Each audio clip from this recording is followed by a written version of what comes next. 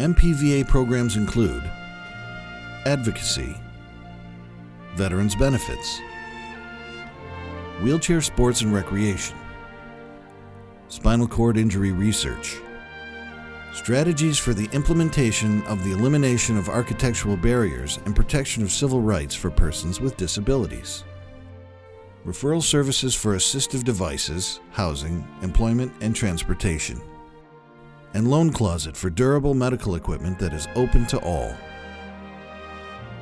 Services are provided by dedicated office staff and service officers. Our chapter office and service officers are a group of professional, knowledgeable, and compassionate personnel who spend some of their work time out in the community educating the public on our mission of service. While the day-to-day business is serious in nature, we temper out seriousness with the occasional lightness. Our executive director, Michael Harris, even took part in the Ice Bucket Challenge for MPVA. We hold our annual Awareness Day open house in April. This event is attended by veterans, public officials, vendors, along with interested and supportive citizens. Attendees have the opportunity to view and experience for themselves new and innovative medical equipment and products, as well as learn about new products and services that may be beneficial to them or a loved one. Our annual summer picnic was held once again at the Bilkey Family Field in Plymouth, Michigan, the home of the Miracle League of Plymouth. Our members have the opportunity to play a game or two of baseball with Miracle League players on a totally accessible ball field and enjoy intergenerational fellowship over a delicious lunch. Our annual Salute to Veterans is a celebration held in November, close to Veterans Day.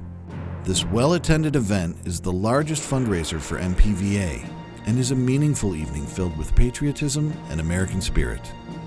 The MPVA salutes our servicemen and women during the program and pays tribute to our fallen heroes. The keynote speakers consistently deliver heartfelt and thought-provoking messages. The evening lifts everyone's spirits. Each January, MPVA presents the award for Best City for People with Disabilities at the Engineering Society of Detroit's annual Future Cities competition. This special award, judged by a panel consisting of MPVA staff and disability specialists, is awarded to the team that has done their research and designed an accessible city for all citizens, including those with limited mobility, sight, and hearing. The teams put a lot of thought, research, and practical application into their model. MPVA is well known for our advocacy. We have worked with Comerica Park and Ford Field on accessibility issues, including placement of beverage holders in wheelchair-accessible seating areas. You know, when I look back at my injury in 1986 in the world that I lived in, as compared to the world that I live in now, it's incredible that how far we have come in such a short period of time. I can access buildings and attend sporting events that I had a difficult time attending prior to my injury. So it's really enlightening to know that the disability community does have a voice, and that when we use that voice, we can get positive change. MPVA applauds Delta, Detroit Metropolitan Airport, and Pause with a Cause, the first service animal relief area near Gate A34 in the McNamara Terminal. This relief area can accommodate 2 animals at a time and spares the travelers from having to leave the terminal building to relieve the animals. MPVA continues to inform and educate the public with regard to disability rights laws, the Americans with Disabilities Act, and state and local building codes. We continue to monitor the University of Michigan to ensure that the renovations taking place at Michigan Stadium are done so in compliance with the settlement agreement.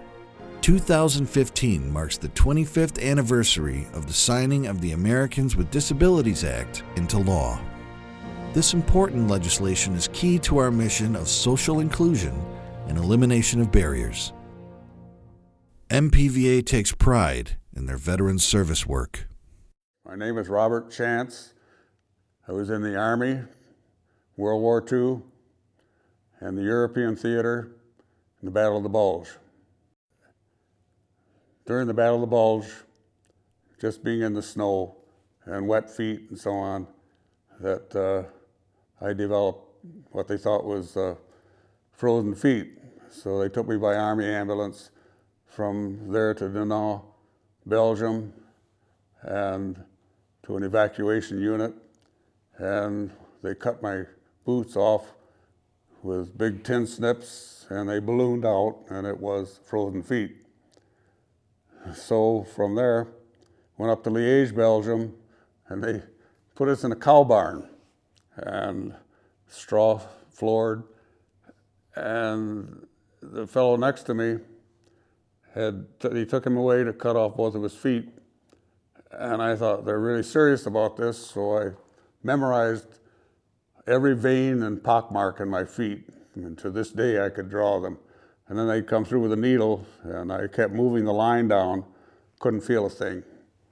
So that may or may not have anything to do with my still having my feet. But that's how it happened. When I came out of the service in '46, there was a long lineup when we were being discharged. I got down to the final desk, and the gentleman said, the sergeant said, "Mr. Chance?" And I said, "It's not Mr. yet." And he said, "Well, it will be when you pass this desk." So he shuffled some papers and so on and said, "All right." He said, "You have some disability coming." And I said, "My country doesn't owe me anything." And he said, "You don't want the disability?" And I said, "No, sir." So that was that. Soon after I came out of the service, I joined the VFW, and they kept saying, "Join a VA hospital." And I never got around to it. And so many decades passed, and finally I did join about 3 years ago. And Dr. Frank was checking me over, and he said, "I see you have frozen feet." And yes, that happened in the war. And he said, "Do you get a disability for it?" And I said, "No." And so he said, "Well, let's have you looked at a little bit further." So another doctor examined me, and they gave me all these tests and so on. And I came back and said, "You're lucky to have your feet because you got extensive damage." And so then at that point in time, they introduced me to Bonnie Williams, a PVA. I love that lady. She's a wonderful person. But she said she was very instrumental in getting the disability.